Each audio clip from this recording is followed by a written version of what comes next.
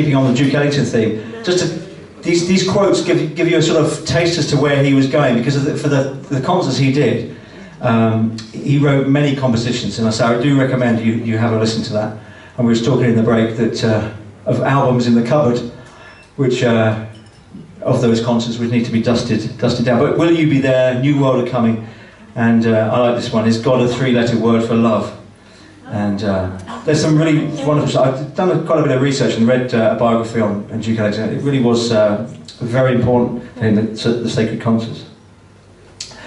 But talking other famous jazz musicians, so we're sort of gradually going through some very well-known people, but this guy's almost had pop star status, of course, because of his hit Take 5. But he was asked at one point to write a Catholic Mass, and which you can see the To Hope, a Celebration it was called. But in the process of writing that, he went away somewhere and was really stuck for a passage of the piece, and he actually gave up, went off to bed or whatever, and in the night he dreamt, or he had a vision or a dream or whatever about the music that he later got up and wrote down. So he actually converted that dream into music and actually finished this piece. And as a result, he became a Roman Catholic, and he did a couple of sacred concerts himself.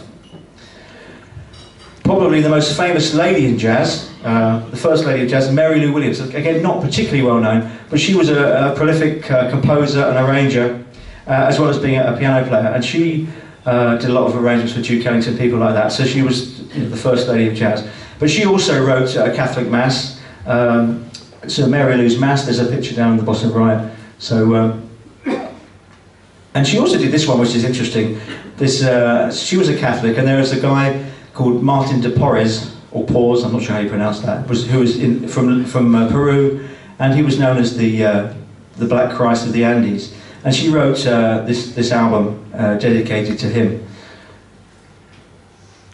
Now, another superstar. If you're a sax player, you will hold this guy in high regard. He's a very influential saxophone player by the name of John Coltrane, and he again was, as we read in Hampton Halls, he suffered all his life with drug addiction and alcohol problems. But at one point in his career, he composed this album, which is a very very well-known jazz album called A Love Supreme. There's only 4 tracks on it, and it's the sort of tune that when we did the first time we did it, Roger said, why are we playing that tune? That's the sort of tune people go, ooh, I don't like that, it's too freaky, that's crazy jazz. But give it some sort of context. This is where this guy was at this particular time. Can you see that, the script on the album cover, that is? Can you see that? No. Okay. So this is from the sleeve notes of the album by John Coltrane. During the year 1957, I experienced, by the grace of God, a spiritual awakening, which was to lead me to a richer, fuller, more productive life. And he goes on to say, at that time, in gratitude, I humbly asked to be given the means and privilege to make others happy through music. I feel this has been granted through his grace. All praise to God. So an album was four tracks, and we're going to feature Dan Foster and the boys to play one of those tunes, and it's called Resolution.